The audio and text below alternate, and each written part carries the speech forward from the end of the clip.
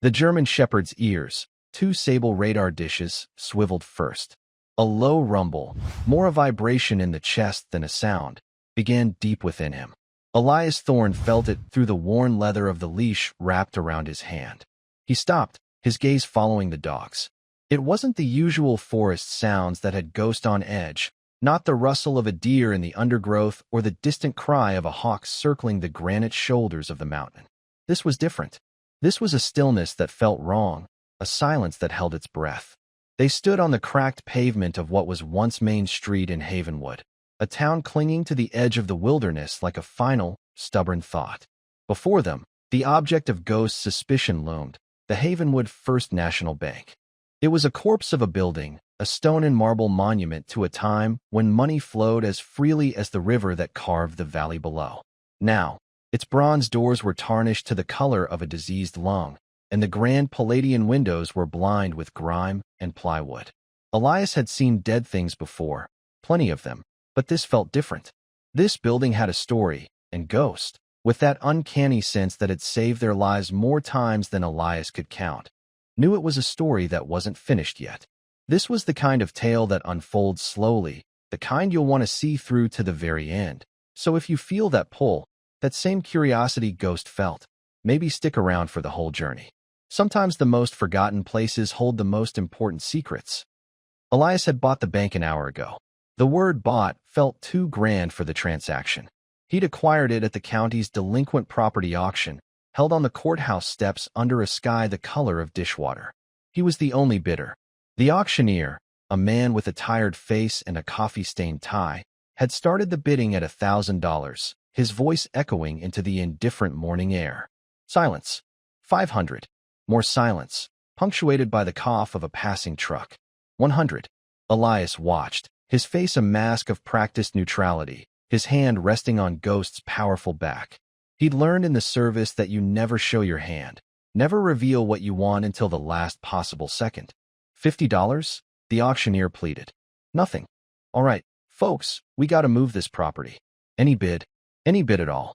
Elias had spent the last 3 nights sleeping in his truck, the same rust-eaten Ford he'd driven away from the VA hospital with a thin folder of discharge papers and a prescription for pills he'd thrown into the first river he crossed. He had a grand total of $23.47 to his name. He'd been homeless, technically, for 6 months, but a man with a dog like Ghost is never truly alone, and a man with a mission is never truly adrift. His mission had been simple: find a place so quiet he could hear himself think, or better yet, not think at all. Havenwood seemed like that place. $17, Elias said, his voice quiet but clear, carrying in the morning stillness. The auctioneer blinked, looking at the tall, lean man with haunted eyes and the magnificent dog at his side. He looked at his clipboard. He sighed. Sold. For $17. To the gentleman with the dog. And now, here he stood, owner of a dead bank. A deed, flimsy and official, was tucked into the pocket of his field jacket. $17 for a tomb. It felt fitting. He'd paid $1 for every year he'd felt truly alive before the world had gone sideways. Now, Ghost was pulling at the leash, not with fear, but with a focused, insistent pressure. The dog's body was a taut line of inquiry, his tail held low and straight, his nose sampling the air as if parsing a complex sentence. Easy, boy, Elias murmured, his voice a low rasp. It's just a building, but he knew better. Ghost didn't do just. The dog had been bred and trained for sniffing out IEDs, for sensing an ambush before the first shot was fired. His instincts were honed sharper than any blade Elias had ever carried. If Ghost said this place was more than stone and dust, it was. Elias tugged the ancient key from his pocket. It was heavy, ornate, a relic from another time. It felt cold against his palm, a stark contrast to the living warmth of the dog beside him.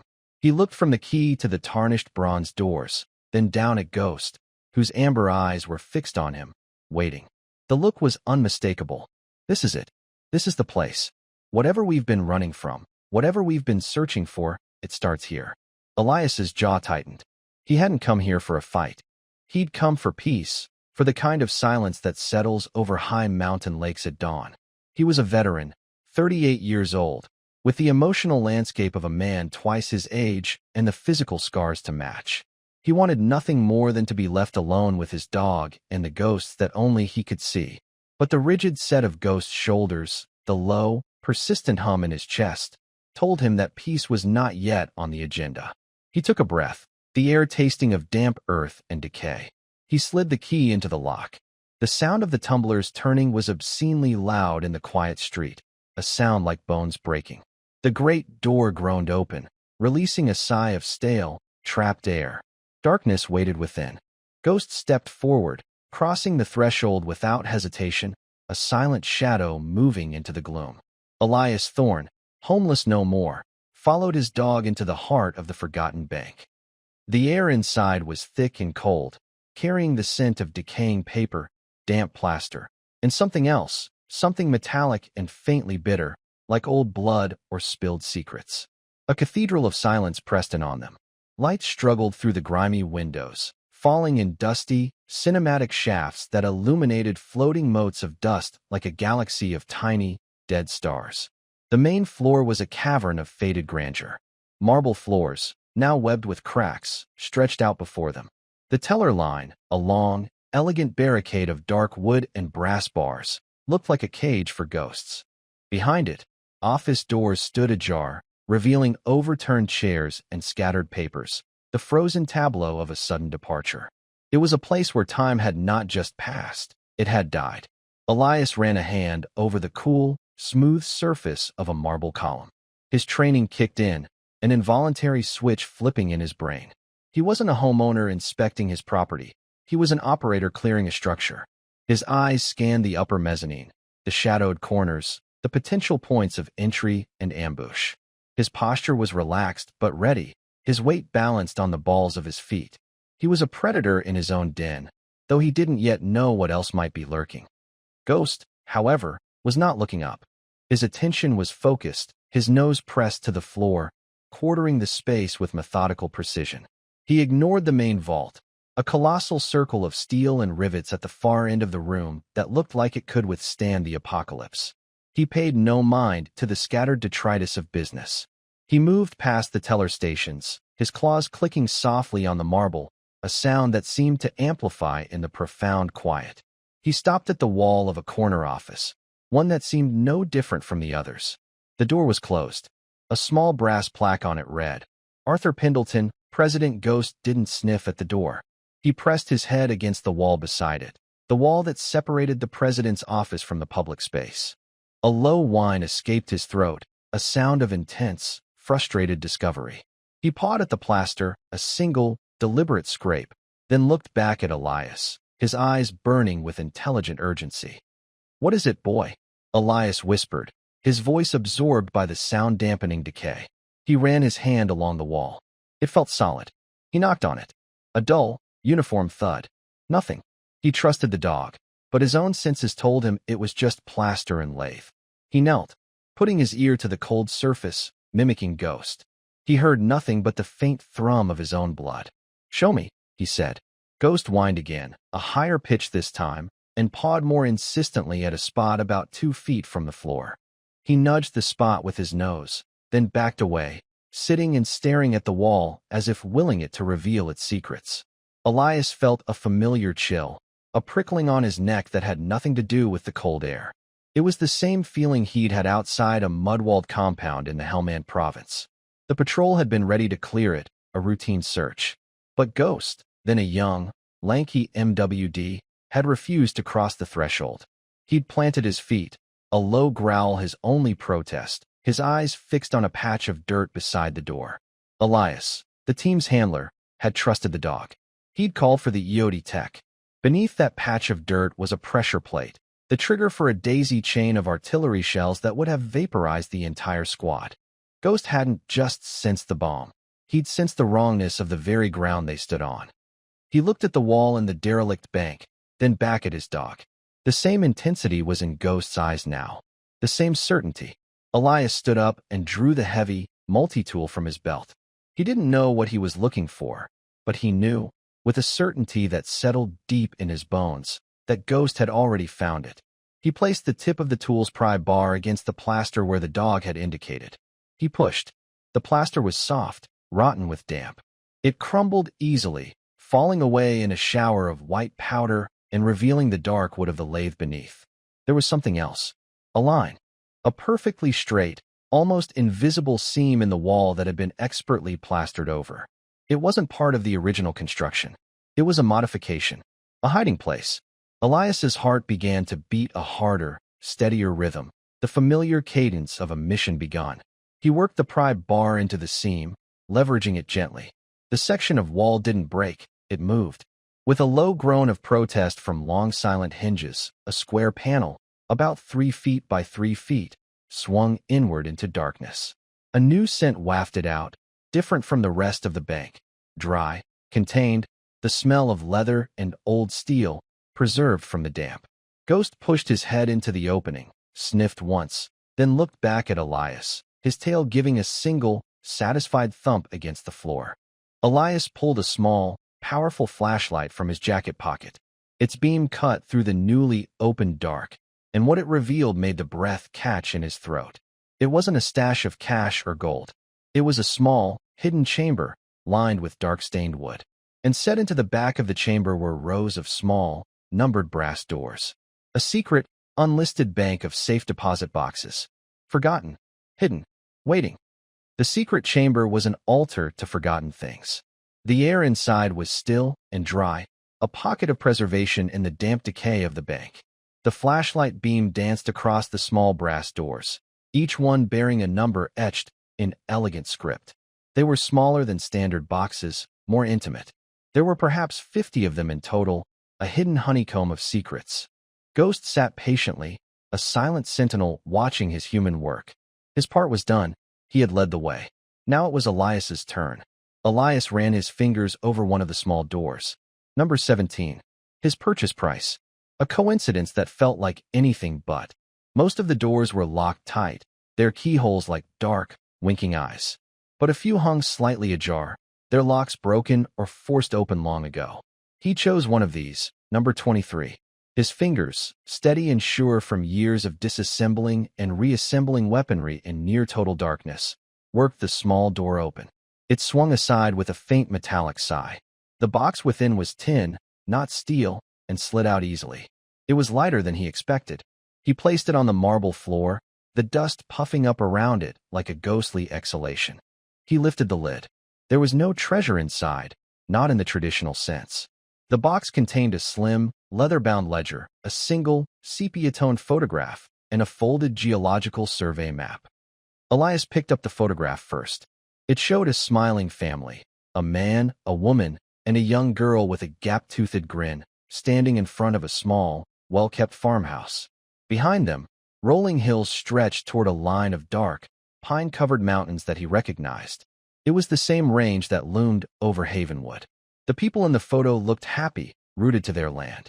On the back, written in faded blue ink, were 2 words, the Millers. Before what? He set the photo aside and opened the ledger. The pages were filled with neat, precise columns of handwriting. Dates, names, and numbers.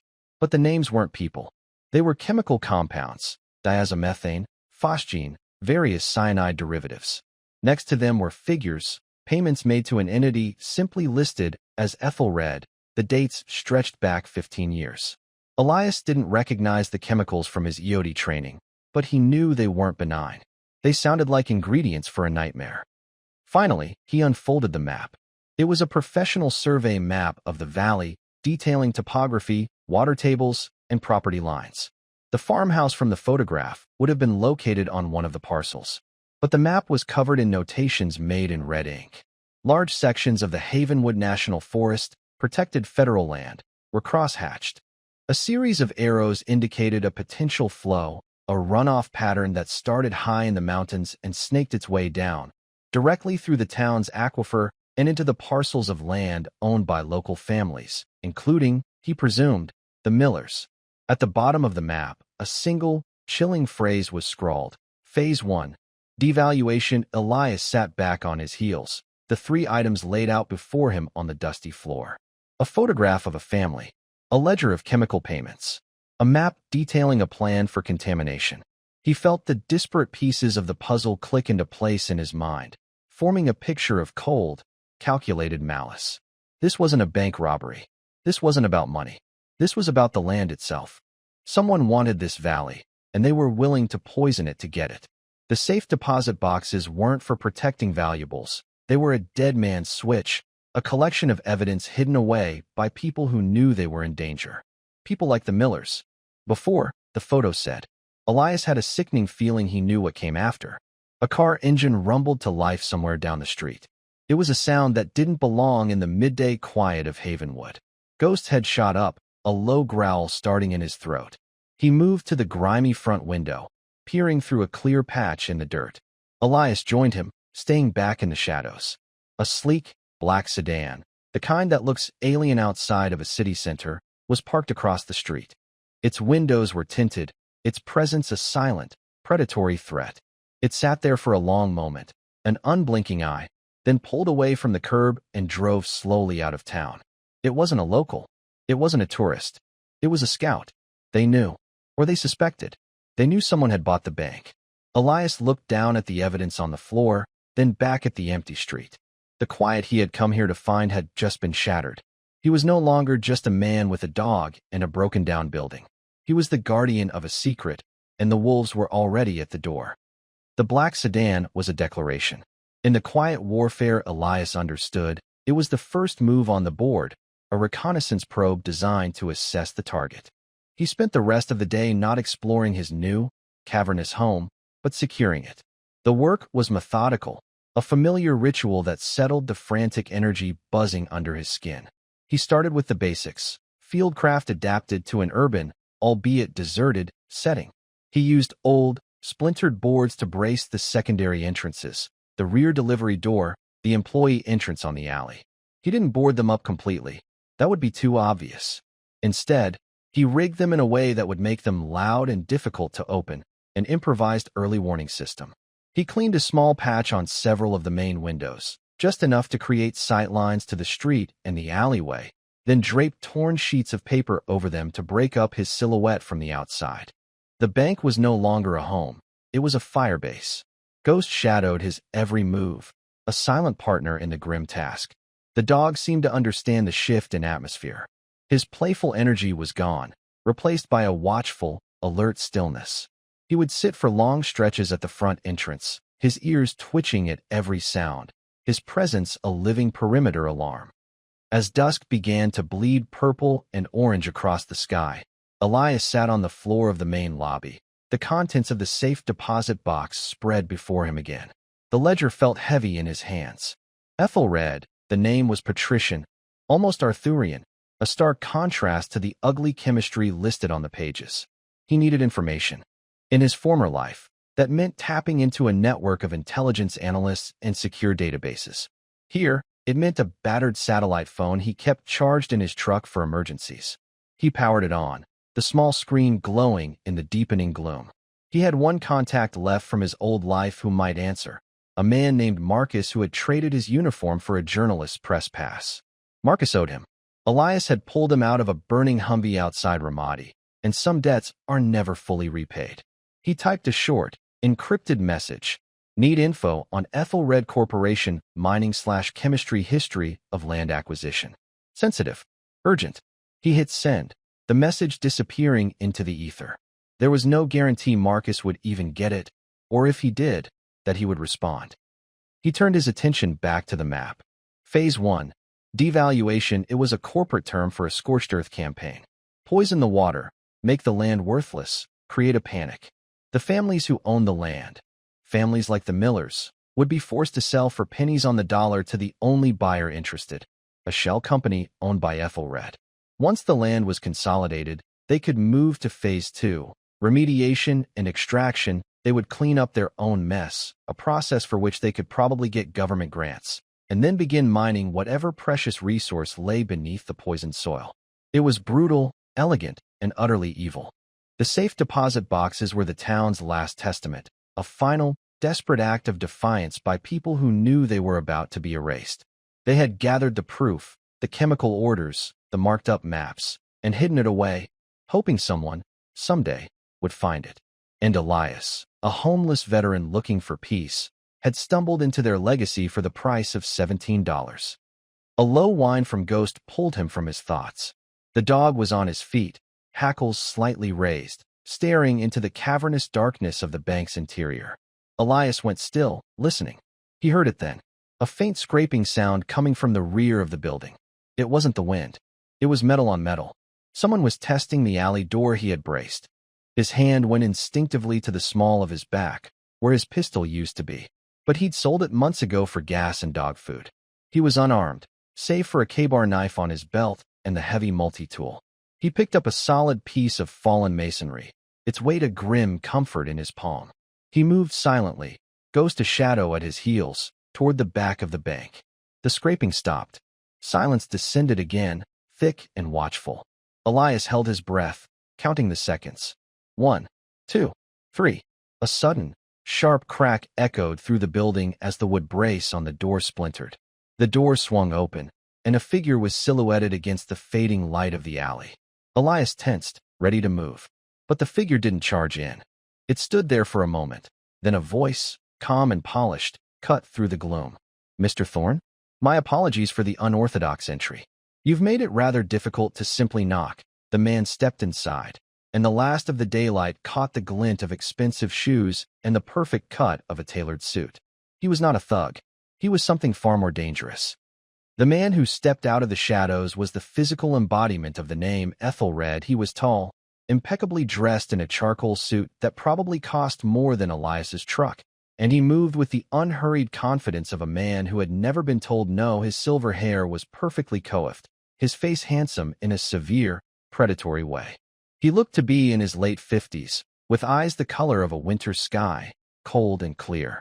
He held up his hands in a gesture of placation, a faint, condescending smile playing on his lips. "My name is Sterling," he said, his voice smooth as polished granite. "Julian Sterling. I'm an executive vice president with the Aethelred Corporation." Ghost stood his ground between the two men, a low, guttural growl vibrating in his chest. His body was coiled like a spring, the fur along his spine ridged. He was a clear and present threat, and Sterling, to his credit, acknowledged him with a slight, respectful nod. "A magnificent animal," he said, his eyes flicking from Ghost to Elias. "German Shepherd. Working line, by the looks of it." "Military." Elias said nothing. He remained in the shadows, the piece of masonry still heavy in his hand. Silence was a weapon, and he was an expert in its use. Sterling's smile didn't falter. "Direct, I see. I can appreciate that. Let's not waste each other's time, Mr. Thorne. I'm here about the bank." He gestured vaguely at the decaying splendor around them. "My company has a vested interest in the revitalization of Havenwood. We see potential here. A chance for renewal, for community development." The words were smooth, focus group tested, and utterly meaningless. "This building," Sterling continued, "is central to our plans. We were surprised to find it had been sold at auction. An oversight on our part." He reached into the inner pocket of his suit jacket and produced a long, white envelope. "We are prepared to rectify that oversight. We'll take this white elephant off your hands. For a significant profit to you, of course." He tossed the envelope onto a nearby teller counter. It landed with a soft thud. "That's a certified check for $250,000. A fair price, I think you'll agree, for a $17 investment." Elias's eyes didn't move to the envelope. They stayed locked on Sterling's. $250,000. It was a fortune. It was a new truck, a small piece of land somewhere far away from everyone, a lifetime of dog food. It was an easy way out. It was also blood money. "You don't want the bank," Elias said, his voice flat. "You want what's in it." Sterling's smile tightened almost imperceptibly at the edges. His gaze drifted for a fraction of a second toward the wall of the president's office, the spot where Elias had found the hidden panel. It was all the confirmation he needed. "I'm not sure I follow," Sterling said, his tone still pleasant, but now laced with an edge of steel. "It's a derelict property. We're a development company. The logic is quite simple. The logic is you want to bury a secret," Elias countered, stepping forward slightly, letting the faint light catch his face. He wanted Sterling to see his eyes. He wanted him to know he wasn't dealing with some down-on-his-luck drifter. He was dealing with a man who recognized an enemy when he saw one. Sterling's facade finally cracked. The smile vanished, replaced by a look of cold annoyance. Mr. Thorne, you seem to be a man who understands how the world works. There are forces at play here far larger than one man and his dog.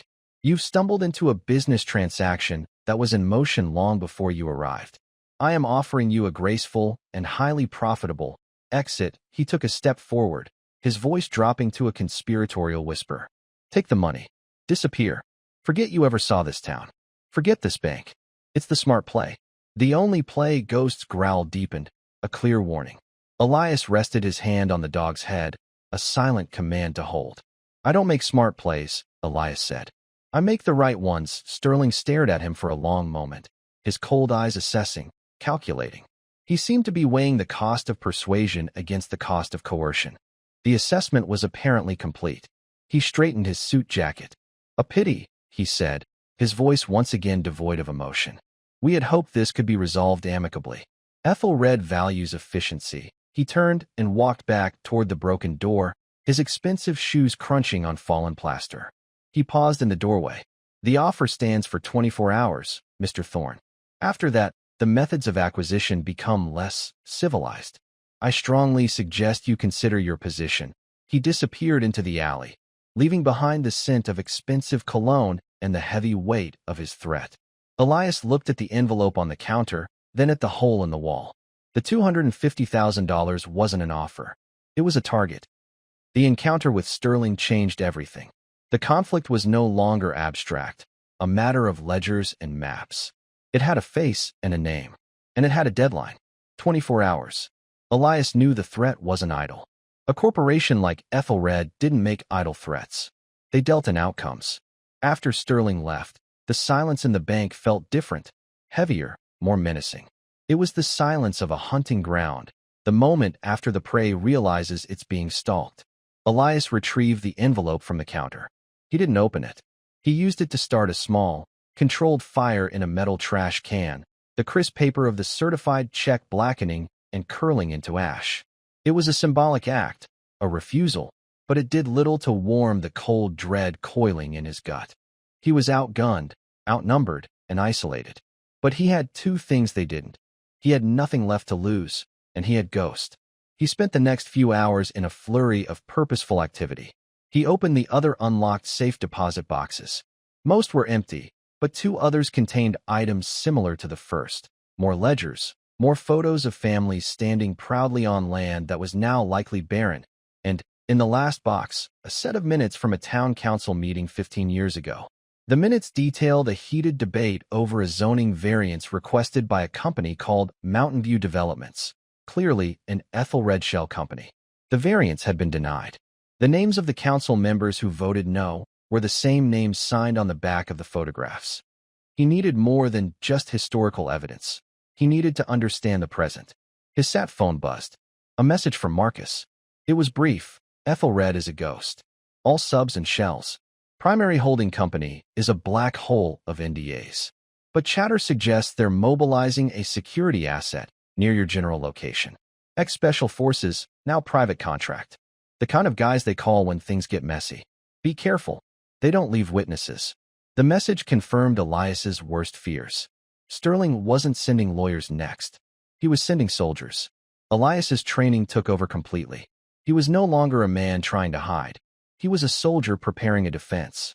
He made a detailed sketch of the bank's layout, marking sight lines, fields of fire, and choke points. The grand marble lobby was a kill zone. The narrow hallways and multiple office rooms were perfect for close-quarters combat. The thick stone walls and steel vault offered excellent cover. He was a fish in a barrel, but the barrel was a fortress of his own choosing. He needed a local ally, someone who knew the town, someone who could be his eyes and ears. The name from the town council minutes, the one who had been most vocal in his opposition to the zoning change, was a man named Jacob Miller, the man in the photograph. But the photos were 15 years old. He was likely long gone. He needed someone who had stayed, someone with deep roots and a long memory. His mind settled on the woman who ran the town's only remaining business, a small, gritty diner called the Bent Fork. He'd eaten there once when he first arrived. The owner was a woman in her 60s named Martha, with hands gnarled from work and eyes that missed nothing. She moved with the weary resilience of someone who had seen the town through its slow, painful decline. She was a survivor. He waited until full darkness fell, a moonless, starless night that swallowed the landscape. He left Ghost on guard at the bank, a decision that felt like leaving a part of his own body behind. "Watch our six, boy," he whispered, pressing his forehead against the dog's. Ghost gave a low whine, understanding the command. Elias slipped out the back, moving through the alleyways and overgrown yards with a practiced stealth, a ghost in a ghost town. The bent fork was an island of light and warmth in the oppressive dark. Through the window, he saw Martha wiping down the counter, her movements slow and deliberate. The open sign was off, but the lights were still on. He tapped gently on the glass door. Martha looked up, her expression hardening as she saw him. She didn't move to open the door. She just stared, her face a mask of suspicion. Elias held up the photograph of the Miller family so she could see it through the glass. Her expression shifted. The suspicion was replaced by something else, a deep, familiar sadness.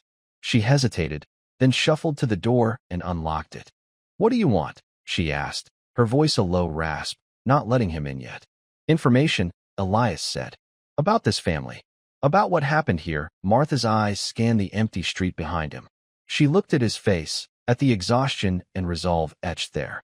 She seemed to come to a decision. "Get in," she said, pulling him quickly inside and locking the door behind him. "You're stirring up things that have been sleeping a long time. And some things are better left asleep." The smell of stale coffee and fried bacon hung in the air, a comforting domestic scent that felt worlds away from the cold marble of the bank. Martha led him to a booth at the back, away from the windows. "That's the Miller family," she said, her voice dropping. "Jacob, Sarah, and little Emily. Good people. Salt of the earth." "What happened to them?" Elias asked. Martha sighed, a long, ragged sound. "They left. 15 years ago. Just packed up and left in the middle of the night. Like a dozen other families around that time. The ones who owned the good land. The ones who wouldn't sell to that development company that came sniffing around Aethelred," Elias said. Martha's head snapped up, her eyes sharp. "You know that name." It wasn't a question. "They were fighters," she continued, her voice low and fierce. "Jake Miller, he led the charge.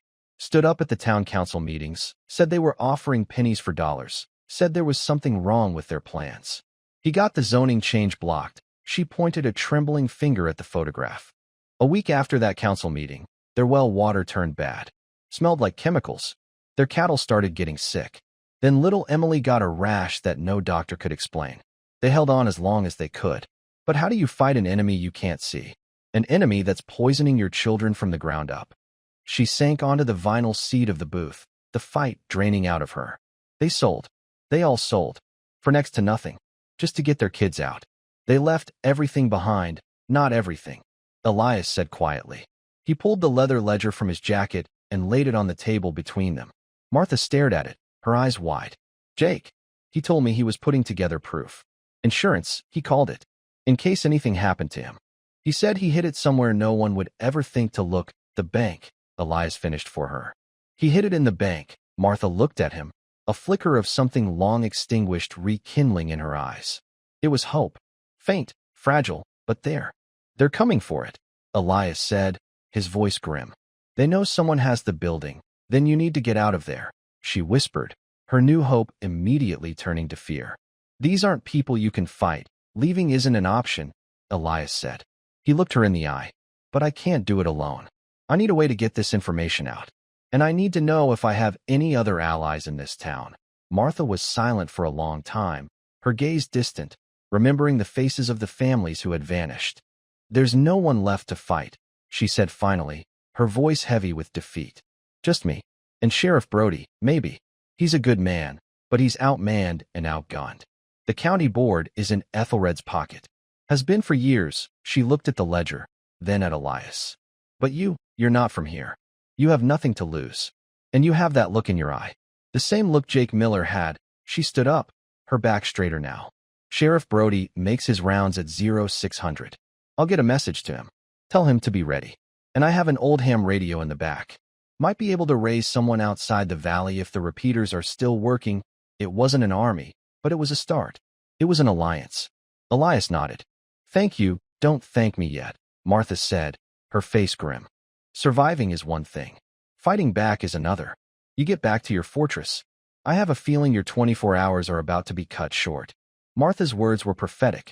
As Elias slipped back into the bank, the pre-dawn sky was still a deep, starless black, but the air itself felt charged, electric with imminent violence. Ghost met him at the door, not with a welcoming whine, but with a stiff-legged posture and a low growl directed at the front of the building. They were coming. Marcus's warning, Sterling's threat, Martha's fear, it was all coalescing into this single, terrifying moment. Elias moved to his observation post at a front window. For a long time, there was nothing but the sound of the wind sighing through the broken town. Then he saw it. A subtle shift in the darkness across the street. Not a vehicle, but movement. A shadow detaching itself from other shadows. Then another. They moved with a fluid, predatory grace that was sickeningly familiar. They were professionals. Not corporate security guards, but operators. The kind of men he used to be. He counted 4 of them, fanning out to cover the front and sides of the bank. They used hand signals, their movements economical and precise. They were a fire team, trained to clear buildings and eliminate resistance. Elias's heart pounded a heavy, battle-ready rhythm against his ribs. The fear was there, a cold knot in his stomach, but it was an old friend. He'd learned long ago to function with it, to let it sharpen his senses rather than dull them. He backed away from the window, his mind racing, calculating angles and options. His makeshift defenses wouldn't stop them, only slow them down. He needed to funnel them, to control the engagement, to turn their superior numbers and firepower against them. He retreated from the open lobby into the labyrinthine network of offices and corridors behind the teller line. This would be his battlefield. Ghost stayed glued to his side, a silent, lethal extension of his own senses. The dog's ears were a constant barometer of the enemy's movements. The assault began not with a bang, but with a quiet, metallic click. The front lock, expertly picked. The heavy bronze doors swung inward without a sound. Elias heard the soft scuff of tactical boots on marble. They were inside. He positioned himself in the doorway of a small records office, deep in the building's core. The position gave him a long, narrow field of view down a hallway that led back toward the main lobby. It was a classic choke point. He had his K-bar in one hand and the heavy piece of masonry in the other. It was a pathetic arsenal against men likely armed with suppressed submachine guns and sidearms. He was bringing a rock to a gunfight. The irony was not lost on him. He heard them spreading out, communicating in hushed tones through their earpieces. They were methodical, sweeping the main floor first. Clear, lobby clear, moving to secondary, the voice was calm, American, professional. These were his countrymen, sent here to kill him for a corporation. A fresh wave of cold anger washed over him. A shadow fell across the far end of the hallway. The point man. He moved in a low crouch, weapon at the ready, sweeping his muzzle from side to side. Elias flattened himself against the wall, his breathing shallow, controlled. He let the point man advance, drawing him deeper into the corridor. He needed to isolate him. The man passed the doorway where Elias was hidden. As a second figure appeared at the end of the hall, Elias made his move. He exploded from the doorway, not at the first man, but at the second. His target was surprise and disruption. He threw the piece of masonry with all his strength. It wasn't a killing blow, but it didn't need to be. It struck the second man high on the chest with a sickening thud, knocking him off balance with a grunt of pain and surprise. In that split second of chaos, Elias lunged past the first man, deeper into the building, toward the rear. He wasn't trying to win a fight. He was trying to survive it and reposition. Shouts erupted behind him. Contact. Rear corridor. The professional calm was shattered. Now it was a firefight, or it would be if he had a firearm. He ducked into another office, Ghost right with him. He could hear them regrouping, communicating. He's unarmed. Repeat, target appears unarmed. Moving to contain, unarmed didn't mean not dangerous. They knew that. He scrambled through the office, kicking over a heavy metal filing cabinet to block the door. It wouldn't hold them for long, but it would buy him seconds. His objective was the main vault. Not to hide in it, but to use it. The thought had been nagging at him since he'd first seen it. A building this old, with a vault this massive, there were always secrets to its construction. He remembered the old blueprints he'd seen scattered in the president's office. He'd only glanced at them, but one detail had stuck in his mind: an old service hatch, located on the wall behind the main vault door. It was a long shot. The door was a solid circle of steel, likely 2 feet thick. But when it was closed, it sat recessed in its frame. If he could get behind it, he heard the filing cabinet groan as they put their shoulders to it. He had to move. He burst out of the office's other door, which led into a short service hallway that ran behind the main teller line. It was dark, claustrophobic. At the end of it stood the vault. The massive door was closed, its locking wheel frozen in place. But as he got closer, he saw it. A small, square steel plate set into the wall just to the right of the colossal door, almost hidden in the shadows. The service hatch. It was bolted shut with rusted, heavy-duty hex bolts. He pulled out his multi-tool, his fingers fumbling for the right attachment. It was a race now. The sound of splintering wood came from the office he'd just left. They were through his barricade. He fit the tool onto the first bolt and pushed. It was frozen solid. He put all his weight into it, his muscles screaming in protest. The bolt groaned, a high-pitched shriek of tortured metal, and then, with a sudden jolt, it turned. 1 down. 5 to go. Ghost stood guard at the entrance to the service hall, a dark statue of defiance, his growl a continuous, menacing rumble. He was buying Elias time. A figure appeared at the end of the hall. There he is. A flashlight beam pinned Elias against the wall. He shielded his eyes, turning the last of his strength to the second bolt. The world narrowed to the feel of the tool in his hand, the sound of Ghost's snarling, and the heavy footfalls of the men coming to kill him. The second bolt gave way with another agonizing shriek of metal. For to go? A suppressed gunshot, a sharp thud, echoed in the narrow hall, followed by a yelp of pain. Not from Ghost. From one of the soldiers. Elias risked a glance. Ghost was a whirlwind of controlled fury. He hadn't gone for a killing bite. He'd lunged, hit the lead man's weapon arm, and retreated back into the darkness before the soldier could react. A classic MWD disruption tactic. It had thrown their aim off and bought him another precious second. Another shot, wild this time, sparked off the stone wall near Elias's head. He ducked back, his heart hammering. He couldn't rely on Ghost to hold them off forever. They would shoot the dog without a second thought. Get the damn dog, one of them yelled, his voice tight with frustration. Elias wrenched at the third bolt. It turned. Halfway there. He could hear them advancing more cautiously now, wary of the dog. He used the seconds they gave him. Fourth bolt. It was rusted worse than the others. He put his entire body into it, the multi-tool groaning under the strain. For a terrible moment, he thought it would break. Then, with a loud crack, the bolt head sheared off. It would have to do. Fifth bolt. It turned easily. One left. Flanking. Use the teller pass-through, a voice commanded.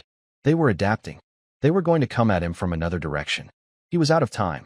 He put the tool on the final bolt and prayed. Behind him, Ghost let out a sharp, pained cry. Elias's blood ran cold. He whipped his head around. One of the soldiers had gotten an angle from the side and struck the dog with the butt of his rifle. Ghost was down, shaking his head, but already struggling back to his feet, a warrior refusing to fall. The sight of his partner being hurt ignited a fire in Elias, a cold, clean rage that burned away the fear. He turned back to the last bolt with a savage roar, a sound of pure, primal fury. The bolt snapped free. The heavy steel hatch was loose. He grabbed its recessed handle and pulled. It was incredibly heavy, but adrenaline gave him the strength of 10 men. It swung open into a space of absolute blackness. He didn't hesitate. Ghost. Here, he yelled, his voice cracking. The dog, limping but loyal, scrambled toward him. Elias shoved him through the opening into the dark. He started to follow, but a hand grabbed the back of his jacket, pulling him back with brutal force. He was thrown against the far wall of the corridor, his head smacking against the stone. The world exploded in a shower of white stars. Through the ringing in his ears, he saw a soldier step over him, flashlight beam trained on the open hatch. He's in the walls, the soldier said into his mic, his voice flat and clinical. Elias, dazed, saw the man raise his weapon to fire into the darkness where Ghost had disappeared. With his last ounce of strength, Elias kicked out, sweeping the man's legs from under him. The soldier fell, his shot going wild into the ceiling. Elias scrambled to his feet and dove headfirst through the hatch, pulling the heavy steel door closed behind him. The last thing he saw was the furious face of the soldier, his mouth open in a silent shout. Then, darkness, and the sound of his own ragged breathing, mingling with the pained whimpers of his dog. He was in a maintenance crawl space, a narrow, suffocating gap between the vault's outer casing and the bank's foundational wall. The air was dead, thick with the dust of a century. The darkness was absolute, a physical presence that pressed in from all sides. Elias's flashlight was gone, lost in the struggle. He could hear the soldiers on the other side of the hatch, shouting, pounding on the heavy steel. They would get it open eventually. They had tools. They had time. He reached out, his hands finding ghost in the dark. The dog whined, licking his hand. Elias ran his fingers over the dog's body, checking for serious injury. He found a tender spot on his ribs where the rifle but had connected, but nothing seemed broken. Ghost was tough. Tougher than he was. Elias's head throbbed, and the world tilted every time he moved. Concussion. He fought against the nausea and the encroaching blackness that wasn't from the lack of light. He had to keep moving. This crawl space had to lead somewhere. He remembered the blueprints again. It wasn't just a space, it was a service conduit. It should run the full height of the vault. But it also showed something else, something he'd dismissed at first glance. A ladder, leading down. His hands swept the wall in the darkness until he felt it, the cold, rough texture of rusted iron rungs embedded in the concrete. He pulled himself up, his body screaming in protest. He had to know what was down there. The map from the safe deposit box, the one marked Phase 1, devaluation, overlaid with the bank's blueprints in his mind's eye, had created a convergence point. A spot directly beneath the main vault. A place that shouldn't exist. He fumbled in his jacket for his emergency kit. He always carried it. Inside, amongst the bandages and water purification tablets, were 2 chemical light sticks. He snapped one. The harsh, ethereal green glow filled the cramped space, throwing their shadows, long and distorted, against the walls. In the chemical light, he saw the ladder descending into a black, circular hole in the floor. He could hear the soldiers beginning to work on the hatch bolts with a power tool. The high-pitched whine was a drill against his skull. "All right, boy," he whispered to Ghost, his voice hoarse. Time to go to ground. He guided Ghost to the hole. The dog hesitated, peering into the abyss, then looked at Elias, his trust absolute. He carefully lowered himself down, his claws scraping for purchase. Elias followed, climbing down the rickety iron ladder into the unknown. The air grew colder, damper, smelling of wet earth and something else, something sterile and chemical. The ladder ended on a packed earth floor. They were in a small, circular room, dug out of the earth and rock beneath the bank's foundation. It was a secret basement beneath a secret crawl space. And in the center of the room, under a single, bare, dust-covered light bulb, was a heavy oak table. On the table, laid out with chilling precision, was the rest of the story. It was Aethelred's war room. Core samples and long plastic tubes were arranged in rows. Some were dark, rich earth. Others were streaked with a sickly, gray sludge. Beside them were dozens of glass vials filled with water, meticulously labeled with dates and locations. Miller Farm Well, October 12th. Town Aquifer, Main Feed, November 3rd. The water in the earliest vials was clear. The later ones grew progressively cloudier, some with an oily sheen on the surface. And then he saw the main prize. A thick, leather-bound binder with the Aethelred corporate logo embossed in gold on the cover. The title was printed in stark, block letters. Project Nightshade. Havenwood Operations. Elias opened it. The first page was a mission statement, its corporate language barely concealing its monstrous intent. To facilitate the acquisition of all designated parcels within the Havenwood Valley through strategic environmental devaluation, followed by full-scale resource extraction. It was a confession. Inside were the documents that tied everything together. The unredacted geological surveys showing vast deposits of coltan and other rare earth minerals directly beneath the town. The internal memos authorizing the purchase and deployment of the chemical contaminants listed in the hidden ledgers. The payment records to the bribed county officials and the falsified environmental impact studies. And, most damning of all, a projected timeline. Phase 3, full extraction, was scheduled to begin in 6 months. They weren't just covering up a past crime. They were in the final stages of a current one. This was the motherlode. The proof Martha's friend had died trying to collect. The reason the mercenaries were upstairs, trying to tear their way through a steel hatch. He had it all. He had their entire conspiracy in his hands. A loud bang from above, followed by the screech of metal, told him his time was up. They had breached the hatch. He could hear their boots in the crawlspace above. He grabbed the binder, his knuckles white. He now had a new objective. It wasn't to survive. It was to get this binder out. The sound of boots on the iron ladder rungs echoed in the small, subterranean chamber. Elias had seconds. He scanned the room, a desperate, tactical assessment. There was no other exit. It was a tomb, but a tomb of their own making. His eyes fell on the core samples, the rows of plastic tubes. An idea, born of desperation and knowledge gleaned from his EOD training, sparked in his mind. He saw the chemical names again on a nearby chart: diazomethane. Highly toxic, but also highly unstable, especially in its gaseous form. And there, on a shelf, were several canisters of it, along with other reactive agents. Project Nightshade wasn't just a plan. This room was its laboratory. He grabbed the Aethelred binder and stuffed it inside his field jacket, zipping it up tight. He looked at Ghost, who was crouched near the base of the ladder, a low growl aimed at the descending soldier. "Ghost, heel," Elias commanded, his voice sharp with urgency. The dog reluctantly backed away, staying close to his leg. The first soldier dropped to the floor of the chamber, his weapon sweeping the room. He was followed immediately by a second. They saw Elias and fanned out, their movements professional and assured. They had him cornered. "End of the line," Thorne, the lead soldier, said. His face was grim, shadowed by a tactical helmet. "Hand it over." The binder, Elias didn't answer. He backed away slowly, moving toward the table with the core samples and chemicals. "There's nowhere to run," the second soldier said, taking a step forward. "Don't make this harder than it needs to be. It's already hard," Elias said, his voice dangerously quiet. He reached behind him, his hand closing around one of the heavy canisters. It felt cold to the touch. He kept his eyes locked on the soldiers, his face a mask of desperate resolve. "You came into my home.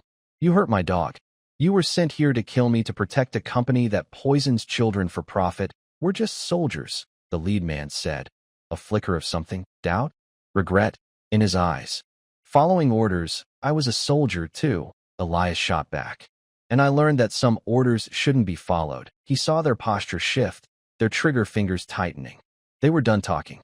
In one fluid motion, he twisted the valve on the canister and threw it not at them, but at the single, bare light bulb hanging from the ceiling. The canister struck the bulb with a crash of glass. The room was plunged into total darkness, the same absolute black as the crawlspace. In the same motion, Elias grabbed Ghost by the scruff of his neck and dropped to the floor, crawling frantically toward the base of the ladder. He heard the soldiers cry out in surprise. The hissing of the escaping gas was loud in the confined space. Diazomethane was heavier than air. It would pool on the floor first. A spark. That's all it needed. The soldiers were disoriented, their night vision goggles useless in the pitch black. "Get your masks on," one yelled, coughing. "It's the gas." Elias didn't have a mask. He held his breath, his lungs burning. He reached the ladder. He shoved Ghost toward the rungs. "Up. Go," he commanded. The dog, trusting and obedient, began to scramble up the ladder. Elias followed, his head spinning from the lack of oxygen and the lingering concussion. He heard one of the soldiers fumbling with a lighter or a flare. A desperate, foolish attempt to get some light. "No, don't," the other one screamed. It was too late. A sharp click, a flicker of flint, and the world ignited. The explosion was a contained, concussive force, a brutal overpressure wave in the small chamber. The heavier-than-air gas ignited with a deafening hump that threw Elias up the ladder shaft like a cork from a bottle. He slammed into Ghost, the two of them propelled upward by the blast. The force of it blew the service hatch off its remaining bolts, sending it flying across the corridor. Elias and Ghost were thrown out of the crawlspace and onto the marble floor of the bank, landing in a tangle of limbs 20 feet from the opening. The air was filled with smoke, the smell of cordite, and the acrid stench of burned chemicals. The bank's fire alarm, a deafening, ancient bell, began to clang, its frantic ringing echoing the chaos in his head. Dazed and bruised, Elias pushed himself up. His ears were ringing, but he was alive. Ghost was alive, shaking his head but on his feet. He looked back at the hole they'd been blown out of. A plume of thick, black smoke billowed from it. Silence from below. He had neutralized the threat, but he was still trapped, and the evidence he held was a ticking bomb. He could hear sirens now, faint but growing closer. Martha. She'd gotten through to Sheriff Brody. But who would get here first? The sheriff or Aethelred's backup? He couldn't stay here. He had to get the binder out. He staggered to his feet, pulling the precious binder from his jacket. It was singed at the edges but intact. He looked around the ruined lobby. The front doors were wide open. Freedom was 50 feet away, but his body felt like it was made of lead. Every joint ached, every muscle screamed. He took a step, then another, leaning on Ghost for support. The dog pressed against him, a living crutch, urging him forward. They were a two-man army, wounded but not broken. As they reached the center of the lobby, a new sound cut through the ringing of the alarm and the wail of the sirens. The squeal of tires. Not a police cruiser. It was another black sedan, identical to the one from before. It screeched to a halt in front of the bank, blocking the exit. The passenger door opened, and Julian Sterling stepped out, his face a mask of cold fury. In his hand was a pistol, its muzzle looking like a black, bottomless pit. "I believe that belongs to me, Mr. Thorne," Sterling said, his voice cutting through the din. He raised the gun, aiming it squarely at Elias's chest. For a moment, time seemed to stop. The ringing alarm, the approaching sirens, the smoke stinging his eyes, it all faded into a dull background hum. All that existed was the space between him and Sterling, the binder clutched in his hand, and the black hole of the pistol's muzzle. Ghost stood his ground, a deep, rumbling growl emanating from his chest, his body shielding Elias as best he could. Sterling's eyes were chips of ice. The polished corporate veneer was gone, replaced by the raw, undisguised menace of a predator cornered. "You have caused a great deal of trouble," Sterling said, his voice dangerously calm. "A great deal of expense. All of it, I assure you, will be billed to your account." He took a step forward, his movements precise, his aim unwavering. Elias's mind raced. He was spent. His desperate gambit in the basement had used the last of his physical reserves. He had no weapon, no cover, no energy left to fight. But he had the binder. He had the truth. And he had an idea. It was a long shot, a throw of the dice informed by years of observing enemy behavior. Men like Sterling, men who believed themselves all-powerful, had a weakness, their arrogance. They needed to monologue. They needed to gloat. "It's over, Sterling," Elias said, his voice a ragged gasp. He held up the binder. "It's all in here. Project Nightshade. The bribes, the chemicals, the plan.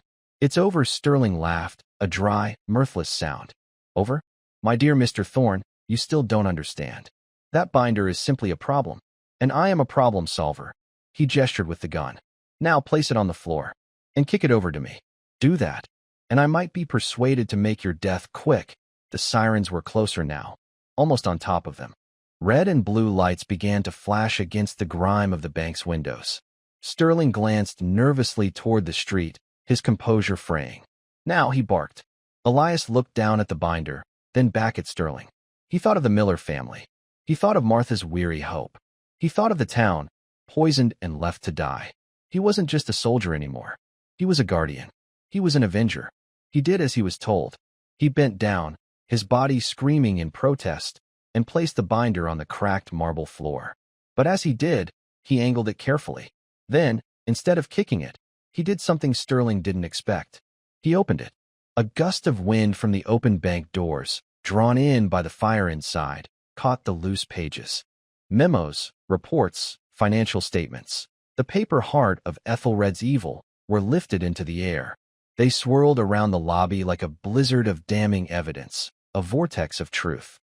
For a critical second, Sterling was distracted. His eyes followed the swirling papers, his perfect control shattered by the sight of his secrets being scattered to the winds. It was the opening Elias needed. "Ghost now," he yelled. It wasn't an attack command. It was a retrieval command, drilled into the dog from his first days of training. Ghost didn't lunge at Sterling. He lunged for the binder's heavy leather cover, the one thing that hadn't flown away. He snatched it in his mouth and, in a flash of sable fur, veered away, racing not for the front door where Sterling stood, but toward the side of the lobby, toward the shattered remains of a large window. Sterling, realizing his mistake, swung his gun toward the fleeing dog. "No!" he screamed, his voice raw with panic. But Elias was already moving. He threw his body forward in a low, desperate tackle, not at Sterling's legs, but at his gun arm. He wasn't strong enough to overpower the man, but he was strong enough to spoil his aim. The gun went off with a deafening roar in the enclosed space. The bullet went wide, shattering a marble tile on the floor. Elias clung to Sterling's arm, using his last ounce of strength to keep the weapon pointed away from his dog. At that moment, two things happened at once. Ghost, with a powerful leap, crashed through the already broken side window, landing on the sidewalk outside amidst a shower of glass. And the front doors of the bank were filled with the figures of Sheriff Brody and two of his deputies, their weapons drawn. "Drop it, Sterling." Now, Brody's voice boomed. The voice of the law finally arrived. Sterling looked from the empty window where the evidence had disappeared, to the police officers at the door, to the tenacious, bleeding veteran clinging to his arm. The game was over. The cold, calculating mask fell away completely, revealing a man utterly defeated. With a snarl of pure hatred, he dropped the pistol. It clattered onto the marble floor, the sound sealing the end of his reign. The aftermath was quiet, almost anticlimactic. The world, which had been a whirlwind of violence and adrenaline, slowed to a crawl. Uniformed officers and paramedics moved through the smoky lobby with a practiced calm. Sterling and his driver were cuffed and led away, their faces stony masks of disbelief. The two mercenaries Elias had trapped in the basement were brought up, soot-covered and choking, their professional arrogance replaced by the sullen look of captured men. Sheriff Brody, a big man with a kind, tired face, knelt beside Elias, who was now sitting on the floor, his back against a pillar, with Ghost's head in his lap. The dog was licking his hand, whining softly, his body bruised but his spirit unbroken. "You did a good thing here, son," Brody said, his voice rumbling with respect. "A very brave thing." Elias just nodded, too exhausted to speak. He looked outside, where one of Brody's deputies was carefully collecting the papers that had scattered onto the street. Another deputy was approaching Ghost, who had dropped the binder cover at his feet and was now standing guard over it. The evidence was secure. Martha arrived a few minutes later, her face a mixture of terror and fierce pride. She brought a thermos of hot, sweet coffee and a thick blanket, wrapping it around Elias's shoulders. She knelt and stroked Ghost's head, her gnarled fingers gentle in his fur. "Jake Miller would be proud of you both," she whispered, her eyes shining with tears. The days that followed were a blur of federal agents, lawyers, and journalists. The Aethelred binder, the Havenwood papers, as the media dubbed it, was a bombshell.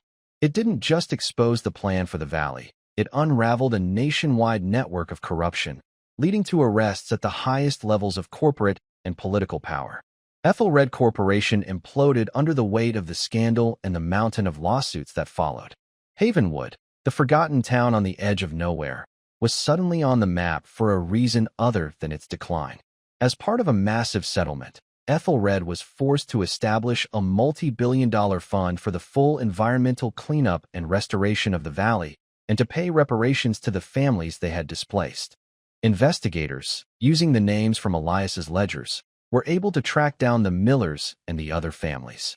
They returned not to a poisoned wasteland, but to a valley with a future, their land rights restored, their vindication complete. Elias never testified. He gave his statement to a pair of quiet, serious FBI agents, and then retreated back into the silence of his bank. The world wanted to make him a hero, to put him on magazine covers and television interviews. He refused it all. The quiet was what he had come for, and now, for the first time, it felt like peace, not emptiness. He used a small portion of the reward money offered by the EPA to formally and properly buy the bank. The rest he anonymously donated to a veteran support charity. He and Ghost were no longer homeless.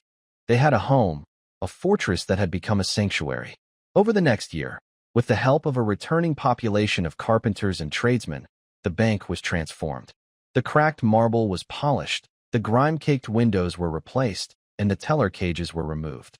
But it didn't become a bank again. The main floor became a community hall. The offices became free temporary housing for other veterans who, like him, were looking for a quiet place to land. The dark, subterranean chamber where he had almost died was sealed with concrete. In its place, on the ground above, they planted a small garden. The Havenwood First National Bank became the Havenwood Community Center, a monument not to money, but to resilience. Elias found a new purpose. He wasn't a soldier fighting a war anymore. He was a caretaker, a quiet guardian for a community he had helped save. He spent his days working on the building, talking with the other vets who came and went, and walking the newly clean hills with Ghost. The ghosts of his past were still there, but they were quieter now, their voices fading against the backdrop of a living, breathing town. One cool autumn morning, Elias sat on the polished steps of the center, a cup of coffee in his hand. Ghost lay beside him, his head on his paws, his sable fur shining in the dawn light. The sun rose over the mountains, casting a golden glow over the revitalized main street. Children's laughter echoed from a newly opened playground down the street. The Miller family had moved back into their old farmhouse, and little Emily's daughter was among those playing. Elias watched the sunrise, feeling its warmth on his face. He had come to Havenwood seeking an ending, a final, quiet place to disappear. Instead, he had found a beginning. He had found a home. He had found a mission. He looked down at the magnificent dog beside him, the partner who had started it all, who had sensed the wrongness in the world and had trusted him to make it right. "What do you think, boy?" he murmured, scratching Ghost behind the ears. "Time for another walk." Ghost lifted his head, his amber eyes bright and clear, and his tail gave a single, happy thump against the stone. It was all the answer he needed.